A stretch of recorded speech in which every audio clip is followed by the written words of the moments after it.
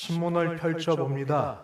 오늘도 이란과 이스라엘 그리고 미국의 긴장 소식이 제일 첫면에 기록되어 있습니다. 전쟁이 끝날 것 같다가도 다시 불붙고 협상이 되는 것 같다가도 다시 무너집니다. 먼 나라 이야기 같습니까? 우리나라 활동가 두 분이 가서 폭행을 당했다는 그런 소식도 들으면서 사실은 우리의 현실적인 문제가 있습니다. 우리 주유소 기름값 숫자가 이제 어디를 가도 조금 싸고 조금 비싼 데가 없이 정부에서 정한 그 적정 그 숫자대로 다 높여서 받고 있습니다. 공사 현장에 가보면 들어와야 될 자재가 기름값 때문에 배 또는 비행기에 의해서 제때 오고 있지 않습니다. 수입 부품값이 올라 있습니다. 열심히 일해도 남는 것이 없습니다.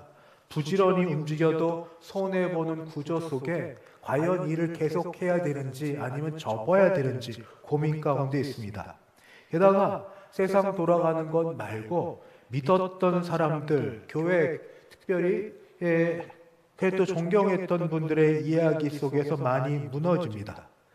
교회 지도자들의 이야기가 뉴스에 나오면 출근길이 더 무겁습니다. 가서 세상 사람들이 내가 교인인 줄 아는데 뭐라고 바라볼지 몸둘 바가 없습니다. 그리스도로 산다는 게 이렇게 불편한 시절이 있나 싶기도 합니다. 그렇게 하루를 버텨내고 퇴근길에 오릅니다. 그런데 카톡이 계속 올립니다. 카톡. 퇴근을 했어도 일이 끝나지 않습니다. 상사의 지시, 처리해야 될 일들, 내일 아침까지 올려야 될 보고서, 몸은 이미 집을 향하고 있는데 머리는 여전히 사무실에 있어야만 됩니다. 지하철 안에서도 버스 안에서도 스마트폰을 손에서 내려놓을 수가 없습니다. 그런 마음을 갖고 집 안에 들어섭니다. 그 순간, 집에 들어가는 순간 아내가 또는 남편이 말을 겁니다. 밖에서 무슨 일이 있었는지는 모른 채 그저 오늘 하루 집안에서 쌓인 불만을 쏟아냅니다. 아이들은 아이들대로 저녁부터 소란합니다. 이미 한계에 부딪혀 있는 내 안에서 무언가가 끓어오릅니다. 이게 무엇입니까? 분노, 억압의 감정. 세상의 분쟁이 기름값으로, 기름값이 생계 압박으로, 생계 압박이 퇴근길의 긴장으로, 그 긴장이 현관문을 열고 집에 들어가는 순간 가정 안에서 터져버립니다. 지금 이런 분노의 연결고리 안에서 우리가 살고 있습니다. 화가 속에서 치밀어 오르는데 어떻게 해야 할까요? 참아야 합니까? 아니면 쏟아야 합니까? 오늘 우리 정용준 집사님이 읽어주신 그 말씀은 우리 믿는 사람이 어떻게 해야 될지를 말씀으로 가르쳐 보여주고 있습니다. 분을 내어도 죄를 짓지 말며 해가 지도록 분을 품지 말고 마귀에게 틈을 주지 말라. 바울이 이 편지를 쓴 에베소 교회는 지금 로마 제국 안에 핍박을 받고 있었습니다. 황제의 세금은 무거웠고 경제적으로는 불안했으며 신자들은 직장에서도 시장에서도 가정에서도 압박을 받고 있습니다. 그때 그렇게 분노가 있어도 어떻게 표현해야 될지 모르는 신자들에게 바울이 말합니다. 분을 내도 됩니다. 화를 내도 됩니다. 그러나 그 방법대로 잘 내시면 됩니다. 오늘 그 말씀을 같이 보려고 합니다. 우리 안에 있는 분노가 여러 감정이 복합적으로 있지만 한마디로 혹시 줄여서 말하면 억울함이 아닐까 싶습니다. 억울함은 무엇입니까? 이만큼 일했는데 돌아오는 게 없습니다. 애를 썼는데 되어지는 게 없습니다. 분명히 옳은 일이라고 했는데 인정받지 못합니다. 억울함은 단순히 서운함이 아닙니다. 나는 마땅한 것을 받고 있지 못하다는 뼛속 깊이에서 나오는 그런 감각입니다. 거기에서 이 마음이 시작이 됩니다. 나는 받을 자격이 있는데 어디에서? 일터에서 그만큼 일했으며 가정에서 아버지로 어머니로 또 자녀로서 내가 이 정도 했으면 신앙의 자리에서 교회에서 내가 말없이 그래도 시간 내서 이것저것 했으면 그러면 뭔가 되어져야 되는데 하나도 되어지지 않는 것 같은 일이 어느 정도 되다 임계점을 지나치게 될 때 그때 더 이상 참지 못하고 분노가 터집니다. 이게 죄입니까? 꼭 그렇지만은 않습니다. 모두가 다 존엄하게 하나님의 형상으로 창조되었고 마땅히 대우받아야 합니다. 억울함이 드는 상황 자체는 죄가 아닙니다. 그러나 그때 물어봐야 될 것이 있습니다. 이 억울함이 있을 때 이 억울함을 나는 누구에게 하소연하고 있습니까? 만약에 억울함을 배우자에게 쏟아부으면 부부싸움이 됩니다. 심각하게 될 수도 있습니다. 억울함을 자녀에게 쏟아부으면 어릴 때 자녀들 힘 없을 때는 말하지 않을 수 있겠지만 나중에 사춘기가 지나고 청년이 되어서는 그게 여기 사로잡혀 있어서 부모 자녀 관계 안 좋게 됩니다. 억울함을 직장 동료에게 쏟으면 내 앞으로 출세길에 소위 내 앞으로 그 사회생활 하는데 지장이 많습니다. 억울함을 익명이라고 해서 SNS에 쏟아보면 나중에 혹시 누군가 캡처를 해서 소송을 걸 수도 있습니다.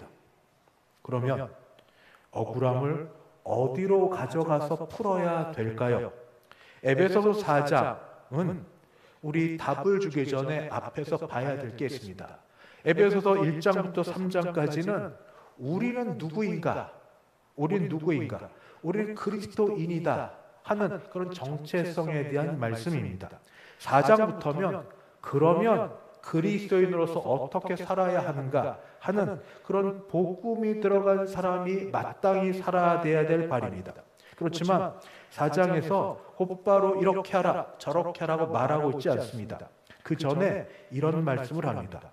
너희는 유혹의 욕심을 따라 썩어져가는 구습을 따르는 옛사람을 벗어버리고 오직 너희의 심령이 새롭게 되어 하나님을 따라 의와 진리와 거룩함으로 지으심을 받은 새 사람을 입으라.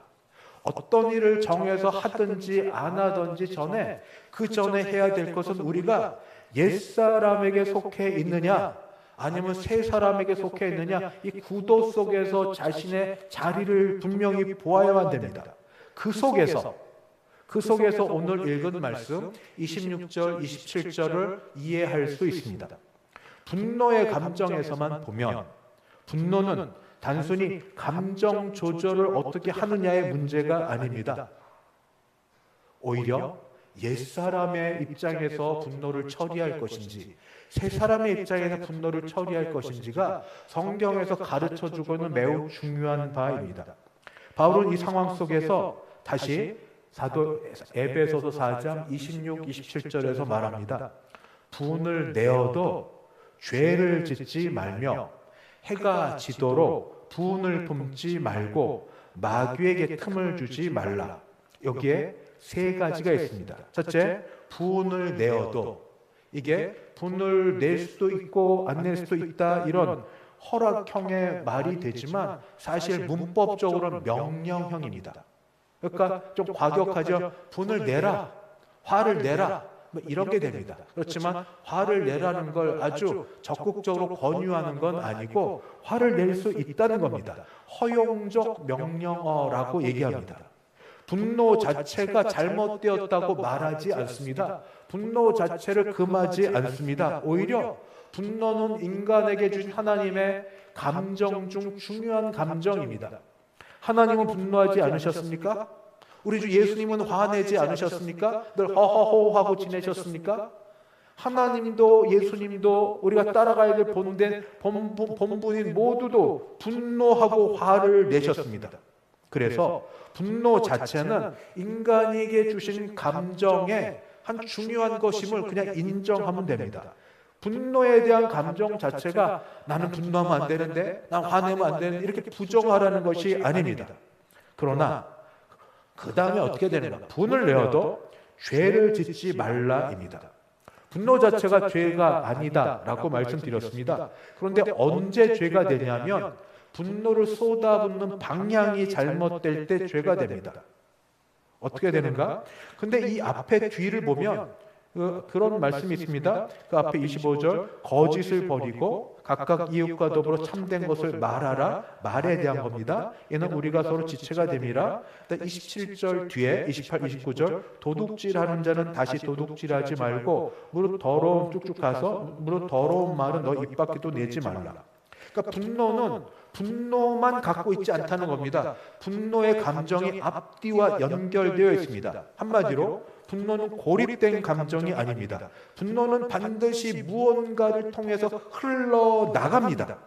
어떻게? 앞에 것과 연결되면 거짓말로, 또 뒤에 것과 관련해 폭력으로. 꼭 때려야만 폭력입니까? 언어 폭력이 얼마나 심각한지 모두 경험해 보지 않으셨나요? 자녀들이 어릴 때 부모로부터 받았던 언어 폭력, 부모는 아무 생각 없고 아무 기억 안 납니다. 자녀는 기억합니다. 나중에 왜 그렇게 되냐 물어볼 때 그때서야 알게 됩니다. 그리고 말, 파괴적인 말로. 다시 말씀드리면 억울함, 분노의 그 밑바닥인 억울함 자체는 죄가 아닙니다. 그러나 억울함을 잘못 처리하는 순간 그때 죄가 됩니다. 그래서 바울은 여기에 가장 중요한 말을 합니다. 마귀에게 틈을 두지 말라. 마귀에게 틈을 주지 말라. 마귀는 뿔 이렇게 달리고 무섭고 막 이빨이 이렇게 나오고 시뻘겋고 이런 존재가 아닙니다. 마귀는 영적 존재고 여기 틈은 거점, 발판, 교두, 군사용어입니다. 군사용어. 해결되지 않은 분노가 우리 안에 있으면 군사, 전쟁할 때 있는 것처럼 우리 안에 발을 들여놓을 수 있는 교두보가 된다는 겁니다. 이것은 신비로운 영적 어떤 이상한 상태로 빠지는 것이 아니라 현실적인 것으로 나타납니다. 분노가 해결되지 않으면 거기서 내가 쌓여있는 어떤 진지 교두보가 돼서 이것이 나를 더 예민한 자로 만듭니다. 그 예민한 자는 그 다음 작은 자극에 평상시와 다르게 터져버립니다. 그 폭발이 되면 한 번 되면 이상하죠? 폭발을 더 크게 만들어냅니다. 작게 하다 더 점점 커지고 후회할 때쯤 되면 더 이상 돌이킬 수가 없게 됩니다. 결국 관계가 무너지게 됩니다. 한 번 무너진 관계 얼마나 세우기 어려운지 경험해보지 않으셨습니까? 바로 이 교두보, 바로 이 순환의 고리를 만드는 요게 틈, 아주 작은 허술한 틈, 이것이 마귀가 세워놓은 것입니다.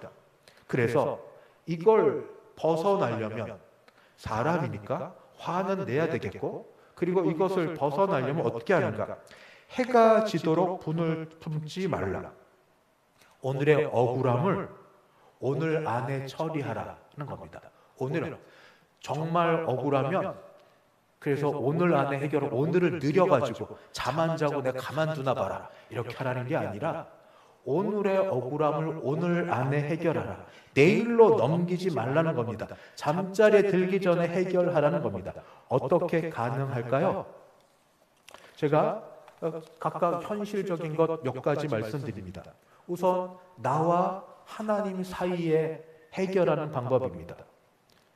제일 쉬운 건 기도입니다. 자기 전에 기도하려고 해도 화가 난 상태가 있지 않습니까? 억울하고 화가 나고 그냥 생각만 막 머릿속에 왔다 갔다 그런 거. 그때 5분 정도 거창한 기도, 전능하시고 전지전능 무소부재하시고 이런 거 말고 억울했던 것 하나를 가지고 마치 사춘기 소녀가 엄마에게 일러 바치듯 얘기하는 겁니다. 직장에서 어떻게 내가 인정받지 못했는지, 내가 말하려고 막 쏟는 배우자가 어떻게 내 말을 끊어서 나를 더 소위 돌게 만들었는지, 아이가 어떻게 수고했는데 내 수고를 수고로 여기지 않고 당연시 여기고 무례하게 행했는지, 거기에 더해서 그래도 신앙인이라 기도를 그렇게 했는데도 하나도 달라지지 않은 것 같은 그 느낌 그대로 하나님 앞에 가지고 나서 그대로 꺼내놓고 말씀을 드리는 겁니다. 꾸미지 않아도 됩니다. 그냥 이렇게 하면 됩니다. 하나님, 나 오늘 너무 억울합니다. 너무 화가 납니다. 나를 이만큼 했는데 아무도 알아주지 않습니다. 일이 더 헝클어졌습니다. 이 사실을 하나님 앞에 올려놓습니다. 그게 개인과 하나님 사이에서 해결하는 방법입니다. 두 번째, 개인과 배우자 사이에서 해결하는 방법은 대화입니다. 억울함이 가장 먼저 터지는 자리가 가정입니다. 그래도 가정은 무장 해제되는 그런 곳 아닙니까? 옷 편히 입고 말도 좀 편히 하고 그렇게 긴장을 풀 수 있는 곳. 그런데 이 가정에서 억울함을 처리하는 방법 하나는 뭐냐면 딱 하나입니다. 먼저 내 형편을 배우자에게 말하는 겁니다. 나 오늘 너무 힘들어. 나 오늘 너무 지쳤어. 그러니 오늘만큼은 또는 지금 잠깐만큼은 아무 소리 안 하고 좀 있어줘. 그 말도 안 들어주면 화내세요. 그렇지만 아마 될 겁니다. 나 너무 오늘 힘들어. 말할 어떤 표시할 만한 에너지가 하나도 안 남아 있어. 근데 여기에 뭔가 하면 폭발에 터질 것 같아. 그냥 잠깐만 내버려둬. 자기에 대한 이런 요청을 한다든지 또는 거꾸로 조금 더 민감하면 혹시 사랑의 마음으로 배우자를 볼 수 있을 수 있습니다. 들어갔더니 옛날과 달라요. 기운이 다르고 생각이 다르면 그냥 하면서 당신 오늘 많이 힘든 것 같아. 어땠어? 근데 말이 길어지면 힘드니까 잘 할 수 있도록 대화 한마디, 내 형편 이야기하는 것 또는 배우자에게 말할 수 있도록 그렇게 기회 주는 것. 하나님과 나 사이에서는 있는 그대로 잠깐 5분 안쪽에 기도를 드릴 수 있다면 배우자와 나 사이에 말할 기력도 없으면 없다고 얘기하든지 아니면 그냥 잠깐 들어주고 그렇게 말든지 대화 한마디. 그게 억울함을 쏟아내는 대신에 억울함을 나누는 겁니다. 옛날에 했는데 잘 안 되는 게 있습니다.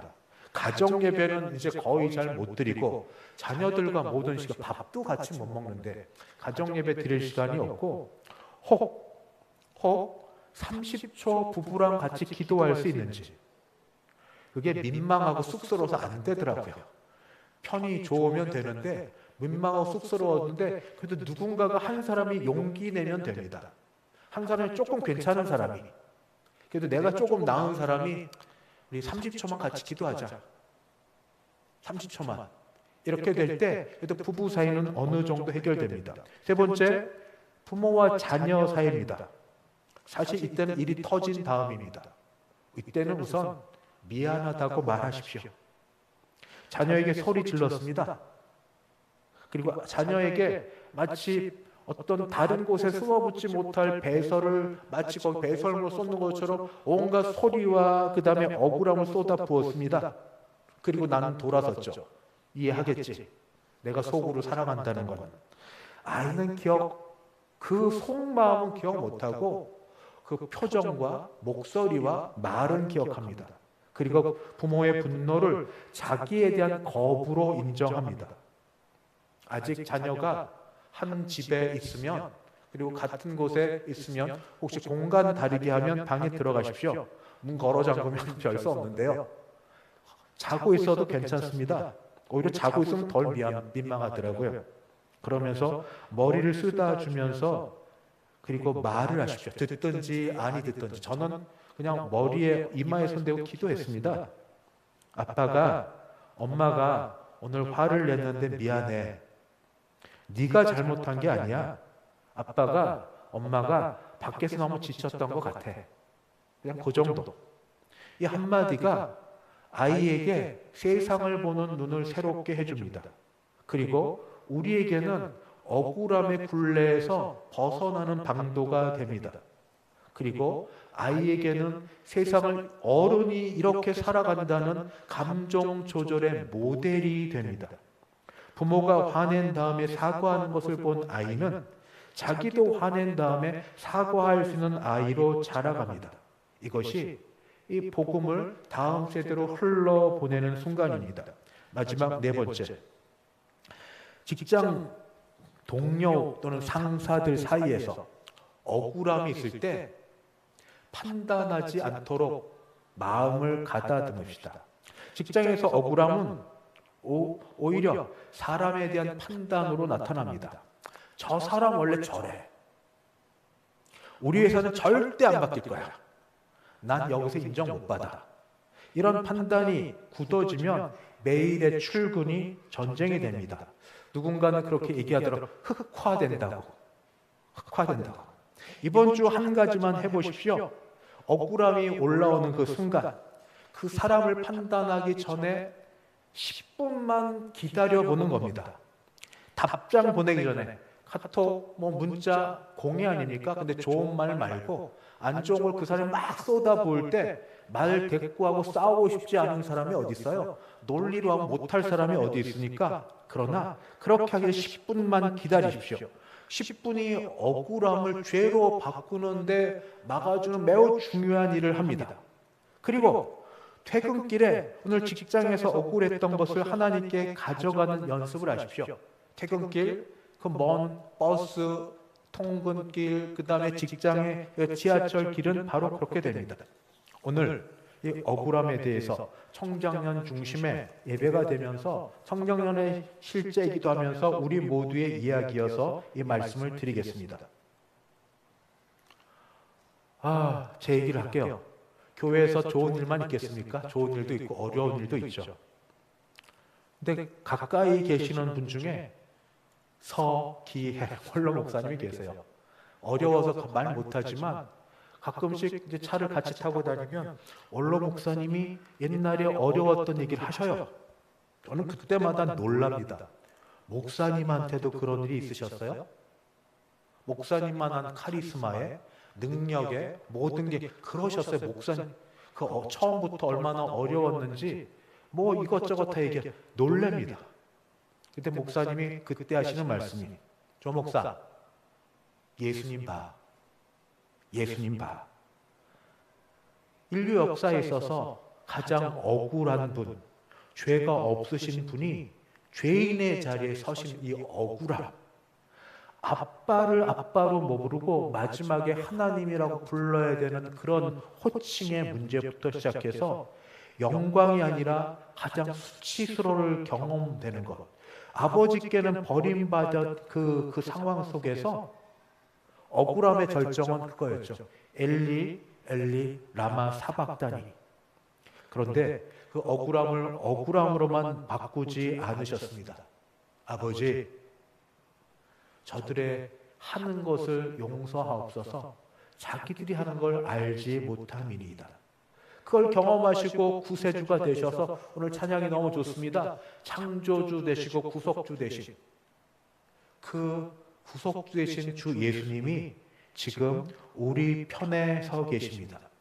그리고 우리의 억울함을 아십니다.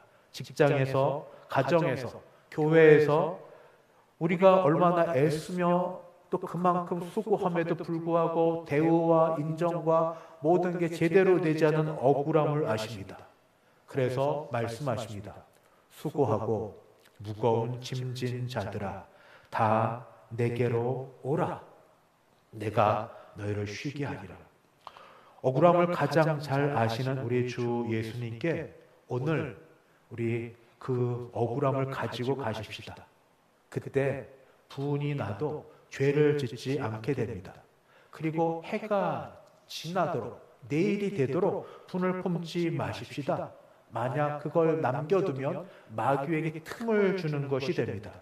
오늘의 억울함은 오늘 우리 주 예수님과 더불어 마치도록 기도하고 간구하고 연약함을 연약함대로 받아달라고 그렇게 주 앞에 드려서 우리의 억울함과 분노가 해결되고 또는 흘러나가서 적어도 내 안에 남아있지 않도록 하나님께 복을 주시는 우리 모두 되시기를 주의 이름으로 축원합니다.